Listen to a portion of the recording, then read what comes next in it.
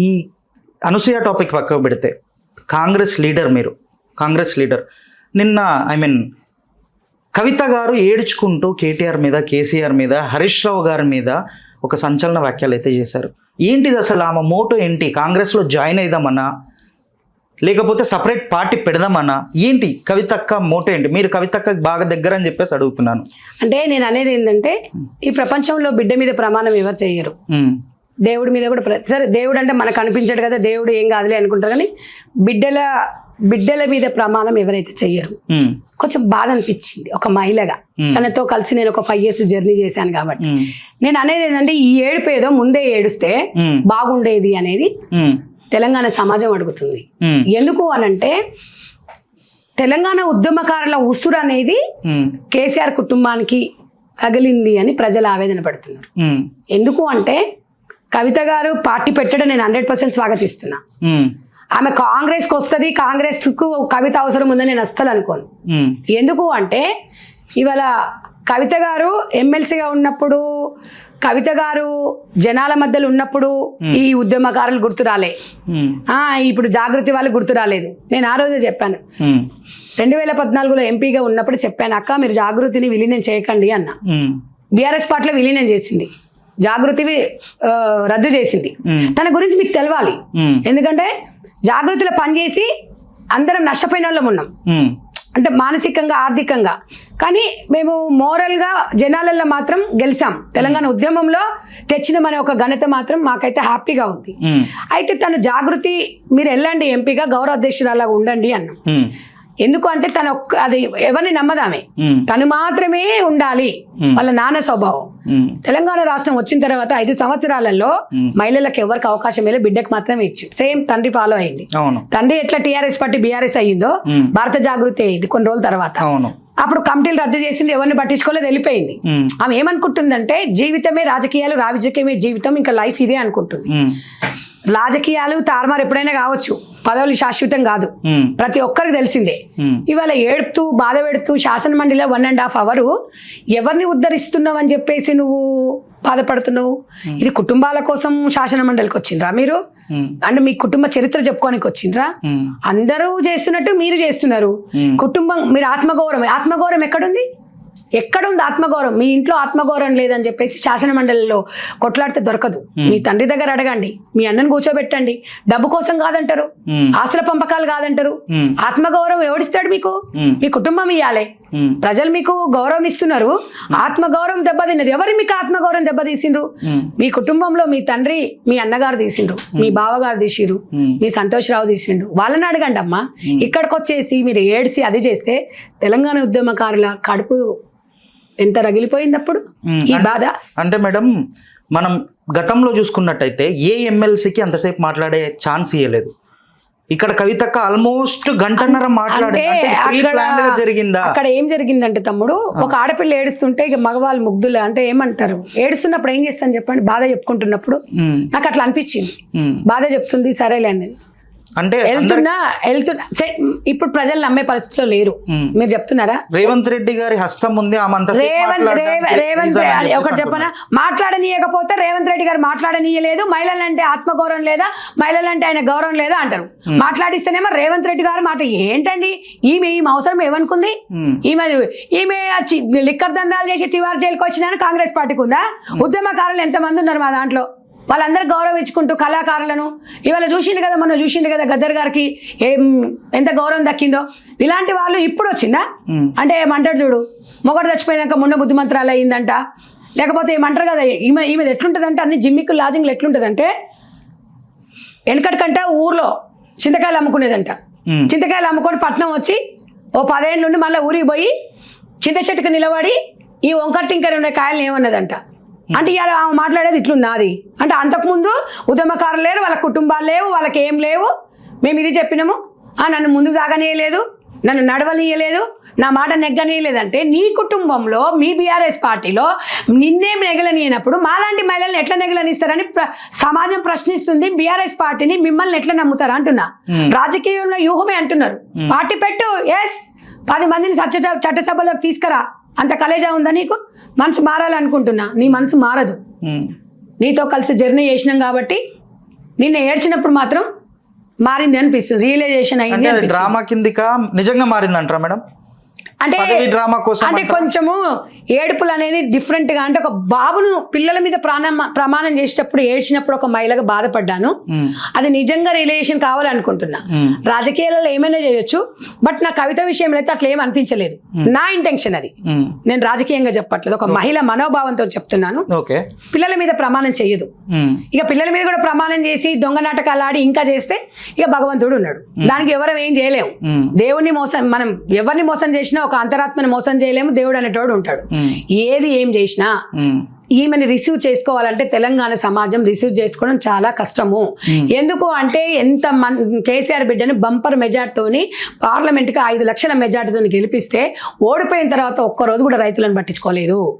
ఆ పట్టించుకోనప్పుడు, ఆ అధికారం ఉన్నప్పుడు పట్టించుకోని వ్యక్తివి జైలుకు వేయచ్చు వచ్చినాక నీకు ఇప్పుడు ఇవన్నీ కూడా ఇప్పుడు బీసీలు తెలంగాణ అని తెలంగాణతోని పేగుబంధం తెంచుకొని బీఆర్ఎస్ పార్టీ పెట్టినప్పుడు ఎందుకు అబ్జెక్షన్ చేయలేదు? నాయన నేను ఈ పార్టీలో ఉండను నాయనా, నువ్వు తెలంగాణ కోసం ఏర్పడ్డ మన పార్టీ కదా అని ఆ రోజు ఎందుకు సంబరాలు ఎందుకు చేసుకున్నావు స్టేజ్ మీద? నేను ఈ ప్రశ్న అడుగుతున్నా, ఈ వేదిక సాక్షిగా కవిత చెప్పాలి. ఈ రోజు ఎందుకు బయటకు వచ్చావు? జైలుకు పోయి వచ్చిన తర్వాత మీ నాన్న మనోభావం దెబ్బతిన్నది కాబట్టి తెలంగాణ సాంప్రదాయాలను మంటనే కలిపినవని చెప్పేసి పక్కకుండమంటే నీకు రాజకీయాలే ముఖ్యమని చెప్పి మీ కుటుంబ విలువలను తీసుకొచ్చి బయట పెట్టిండ్రు. అఫ్ కోర్స్ మీ కుటుంబం గురించి నేను మాట్లాడాను. నేను అనేది ఏంటంటే కేసీఆర్ గారిని ఒక స్టేజ్ లో చూసాం మనం. ఉద్యమకారుడు, ముఖ్యమంత్రి, తను రెస్పెక్ట్ చేస్తాం. బతుకున్న తండ్రిని ఎంత బాధ పెడుతున్నారు ఆరోగ్య పరిస్థితిలో. దేనికోసం ఇదంతా? దేనికోసం? పదవి కోసం. నీకు మంచిగా దేవుడు అన్నిచ్చాడు, పెట్టనీయండి. పార్టీ సొమ్ము ఉందిగా జనాలని, 10 మంది బాగుపడతారు. ఇప్పుడు కూడా అదే చెప్తున్నా. మళ్ళీ జాగృతి వాళ్ళని పక్కనున్నా కూడా 10 మందిని మళ్ళీ జీతాలు ఇచ్చి మీరు అడగండి. ఎందుకంటే రేపు ఏ పార్టీతో రిలేట్ అయినా మళ్ళీ కుమ్మక్క అవుతుందో, మళ్ళీ ఎండ్లో పోతుందో, మళ్ళీ మిమ్మల్ని ఏం చేస్తుందో. ఎందుకంటే మేము ఉదాహరణ మేమే అహర్నిశలు పనిచేసి మా రక్తం దారపోసినాం జాగృతికి. ఎంపీ కావడానికి 2 నెలలు మేము నిజామాబాద్లో ఉండి ఎంపీని గెలిపించినాం. ఏం చేసావు తర్వాత? కమిటీని రద్దు చేసినావు, చెట్టుకోవాలని గుట్టక్కడ వేసినావు. మళ్ళీ నువ్వు జైలుకు పోయేటప్పుడు మళ్ళీ నువ్వు జంతర్ మంతర్ దగ్గర పార్లమెంట్లో 33% బిల్లు. అంటే వీళ్ళ అవకాశాల కోసం ఏమైనా చేస్తారు అనేది ఈ రోజు నాకు తెలుసు. కానీ ఆమె రాజకీయంగా పెడితే ప్రజలు ఆదరిస్తారా ఏందని ప్రజలు, మనం కాదు చెప్పాల్సింది. ఆమె ఎక్కడి నుంచి పోటీ చేస్తుంది, ఆమె ఏంది అనేది ప్రజలు ఓన్ చేసుకుంటారా, ఈమె రియలైజేషన్ అయింది అనేది నువ్వు ఓటేస్తే గెలిచేది కాదు ఇది. ఆమె రాజకీయంగా పెట్టుకొని స్వాగతిస్తున్నాం. ఎన్ని పార్టీలైనా పెట్టుకో, చాలా పార్టీలు ఉన్నాయి, మహిళకు స్వేచ్ఛ ఉంది, ఎవరైనా పార్టీ పెట్టుకోవచ్చు. ఏదేమైనా కూడా స్వార్థం అనేది వదిలిపెట్టాలి మనిషి. రాజకీయాలలో ఆమెతో పాటు 10 మంది పైకి రావాలి. అలా ఉండదు ఇల్లు. కేసీఆర్ కుటుంబమే ఉండాలి, కవిత కూడా నేనే ఉండాలి, పక్కన మహిళలు ఎవరు డెవలప్ కావద్దు. సంధ్యారెడ్డి బయటకు ఎందుకు వచ్చింది? నువ్వు మా జాగృతిని ఏర్పాటు చేసుకొని ఉద్యమాలు చేసి ఎంపీ అయ్యి జాగృతి కమిటీలను రద్దు చేసుకొని అందరినీ బయటకు వెళ్ళగొట్టేసి నువ్వేం సాధించావు? మళ్ళీ నెక్స్ట్ నువ్వు నీ ఎంబడి ఉండి రేపు పార్టీ పెట్టిన తర్వాత రేపు నేను ఇదే చెప్తున్నా, ఇవాళ ఈ వేదిక సాక్షిగా చెప్తున్నా, డబ్బు లేని వాళ్ళను, తెలంగాణ ఉద్యమకారులని పెట్టి గెలిపించు. మహిళలని, సమాజంలో సోషల్ రెస్పాన్సిబిలిటీ ఉన్న మహిళలని రాజకీయాలకు తీసుకురా మీ డబ్బు పెట్టి. అప్పుడంట ఆ పార్టీ ఈ పార్టీలను దొరకరావద్దు. నువ్వే సైనికులను తయారు చేయి 3 ఏళ్ళల్లో చేసి అందరికి చట్టసభలలో టికెట్లు ఇయ్యి, చూద్దాం ఎట్లా గెలుస్తారో మీరు. అది నీ శక్తి, అది నిరూపించుకో. ఒక శక్తి వ్యక్తిగా పోతున్నా శక్తిగా మారుతున్నావు కదా. ఎస్, నువ్వు అట్లా ఉన్నావా చెప్పు, అందరు మీ వైపు ఉంటారు. చెయ్యండి ఆ మాట. ఊరికేనే మనము కింద జనాలను పెట్టుకొని కెమెరాలను పెట్టుకొని మనము వేషధారణ మార్చేసి ఇలా అనగానే అంత సినిమా లేదు. వాళ్ళు వచ్చిన వాళ్ళు కూడా పేడు జనాలనే అనిపించింది. పేడు కాకపోతే గమ్మత్తున్నా, పేడు కాకపోతే ఏముందని వస్తారు? ఫొటోస్ ఇప్పుడు నీకు ఏం కావాలి? స్టిల్ అనసూయ షాప్ ఓపెనింగ్ చేస్తే 1000 మంది వచ్చిర్రు, డబ్బులు ఇస్తే వచ్చిరా, చూడ్డానికి వచ్చిర్రు. ఇది కూడా అంతే. కవితక్క ఒక ఫోటో కావాలి జయలలిత లాగా ఫోటో కావాలంటే, ఆమెలాగా కావాలంటే అది కాని పని. ఎప్పుడు కూడా పంది నంది కాదు, నంది పంది కాదు. గుర్తు పెట్టుకుని నువ్వు ఎంత డబ్బులు ఉండని, ఈ వేషధారణ మార్చిన మనసు మారాలి, మనసులో మార్పు రావాలి. మార్పు రావాలని కోరుకుందాం, అట్లా చెయ్యి. మళ్ళీ ఆ పార్టీ ఈ పార్టీ గుంజుకురావద్దు అందరినీ. నువ్వు సైనికులుగా జాగృతి సైనికులుగానే పనిచేయాలి. జాగృతిలో పనిచేసిన వాళ్ళను సోషల్ రెస్పాన్సిబిలిటీ ఉన్న వాళ్ళను, ఉద్యమకారుల కుటుంబాల నుంచి అలాంటి వాళ్ళని తయారు చేసి టికెట్లు ఇచ్చి దగ్గరుండి ఖర్చులు కూడా నువ్వే భరించి చర్చసభలకు తీసుకురా. దట్ ఈస్ కవిత. ఇవన్నీ వద్దు మనకు. అలా చేయగలుగుతుంది అంటారా కవిత? చెయ్యాలి, సవాల్ విసిరింది కదా. మళ్ళీ నువ్వు 4 రోజులనే ఉండి మళ్ళీ కమిటీలు వేసి మళ్ళీ వేరే పడతని కుమ్మక్కైపోయి మళ్ళీ నేను ఏక్ నిరంజన్ అంటే ఇక అప్పుడు ప్రజలే అడుగుతారు. ఇక ఈ ప్రజలు ఏం మర్చిపోరు, ఎప్పుడేమి ఇవ్వాలో అది ఇస్తారు. ఎంత తీసుకో అంత పడేసిరు. అప్పుడే జాగ్రత్తను కరెక్ట్ చూసుకొని మాలాంటి వాళ్ళని ముందర పెట్టి ఒక సోషల్ రెస్పాన్సిబిలిటీ మాకు ఇచ్చిన ఉంటే మేము 100% మీరు గౌరవాధ్యక్షులు ఉండేవాళ్ళు కదా, మేము ఉండేవాళ్ళం కదా, మీరు ఇలా చేయొద్దని చెప్పేవాళ్ళం కదా. డబ్బు మనిషికి శాశ్వతం కాదు. డబ్బు డబ్బు డబ్బు డబ్బు, పదవి పదవి పదవి. ఏం పదవి? ఇవాళ ఇక్కడ మేము వచ్చినాం, మాకేం పదవులు ఉన్నాయని మేము పదవులు ఉంటేనేనా? 10 మందికి సేవ చేయడం కూడా పదవే తమ్మి. అది గాడ్ గిఫ్ట్. అది ఎవరో ఇచ్చిన పదవి 10 రోజులే వాళ్ళకి ఇష్టం ఉన్నప్పుడు తీసేస్తారు, కష్టమైనప్పుడు ఊరుకుంటారు. అంటే 10లో ఉన్నప్పుడే సేవ చేస్తాం అనేటోళ్ళు చాలా మంది ఉన్నారు. నేను వాళ్ళకి అదే చెప్తున్నా, పదవి ఉన్నా లేకున్నా సమాజం మీద స్వేచ్ఛ ఎంత ఉందో బాధ్యత కూడా అంతే ఉండాలని చెప్తున్నా. 100% కవితక్కను ఒక చెల్లి అనుకుంటావు, అక్క అనుకుంటావు, నువ్వు నేను ఈక్వల్ గా సమానం, కొంచెం 1 year పెద్ద ఆమెని అనుకుంటా. ఒక చెల్లిగా నీకు మాత్రం నేను 100% సెల్యూట్ చేస్తా. ఒక మహిళ ఆ శపథం చేసిందంటే 100% ఆ గట్స్ ఉండాలి. కమిట్మెంట్ మనిషి అయితే ఉంది, గట్స్ అయితే ఉన్నాయి, మొండిదైతే ఉంది, ధైర్యం అయితే ఉంది. ఇక జనాలు రిసీవ్ చేసుకోవాలి అంతే. వెయిట్ అండ్ సీ అంతే. రేవంత్ రెడ్డి అన్న మీరు చాలా అభిమానిస్తారని చెప్పేశారు. అతను మన సీఎం గారు ఆంధ్ర సీఎం అయిన చంద్రబాబు నాయుడు మీద సంచలన వాక్యాలు కామెంట్స్ అయితే చేశారు. ఏంటిది అంటే రాయలసీమ ఇరిగేషన్ ప్రాజెక్ట్ పైన, దీనిపైన మీరు ఏమంటారు? ఆయన ఒక సీఎంగా, తెలంగాణ రాష్ట్ర సీఎంగా అన్నారు, వ్యక్తిగతంగా అనలేదు. ఫస్ట్ ఇంట్లో గెలిచి రచ్చ గెలిచి అంటారు. మనకు రాయలసీమ అయినా ఆంధ్ర అయినా తెలంగాణ తర్వాతనే ఒక సీఎంగా. ఆయన ఆయన టీడీపీల నుంచి వచ్చిన ఆయన గురువు అయినా, గురువు కదా, గురువు అయితే మాత్రం హార్ష్గా అన్నట్టు అనిపించలేదు. లేదు, తెలంగాణ కోసం ఆయన పోరాడిండు అన్నారు చూడండి. నా తెలంగాణ అన్నప్పుడు, తెలంగాణ ఎక్కడుందని అన్నప్పుడు రైఫోల్ తీసుకొని పోయిండు కరీంనగర్ జిల్లాలో కొంతమంది అన్నప్పుడు, తెలుసా మీకు? అదే ఇప్పటి వరకు ఉంది. నా తెలంగాణ నీళ్లు, నాది నియామకాలు, నా తెలంగాణ ప్రజలకు నేను సేవ చేయాలి అని ఆ రోషం, తెలంగాణ రోషం కనిపించింది.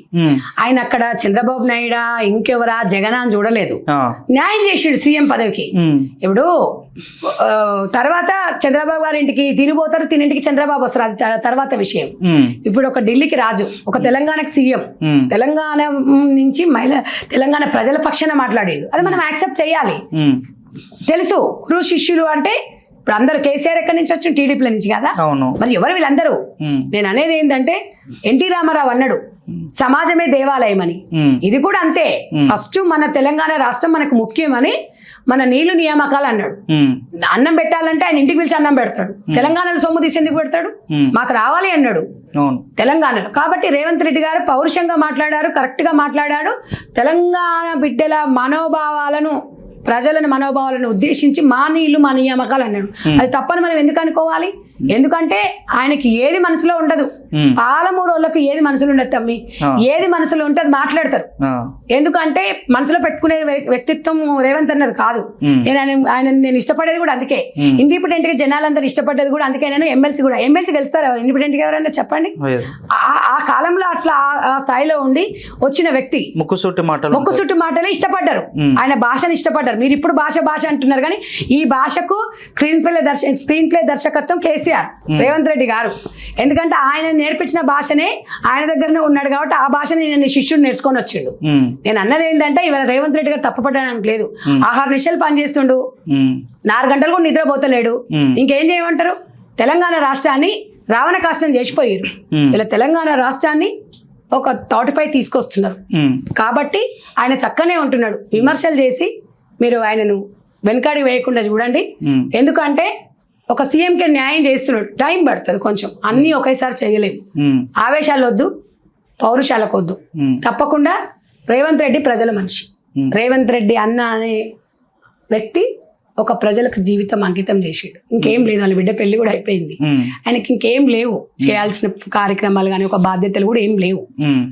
కాబట్టి డెఫినెట్గా ఉన్నన్ని రోజులు ఆయన 10 మందిని స్కిల్ డెవలప్మెంట్ తోని యంగ్ ఇండియా అనే పేరుతోని యూత్ని కానివ్వండి, కోటీశ్వర్లని మహిళలను కానీ అవును. అందరిని ఎంకరేజ్ చేసుకుంటూ నా తెలంగాణ అంటూ ముందుకు వస్తున్నాడు కాబట్టి డెఫినెట్ గా ఆ పౌరుషం ఆయనలో ఉంటుంది.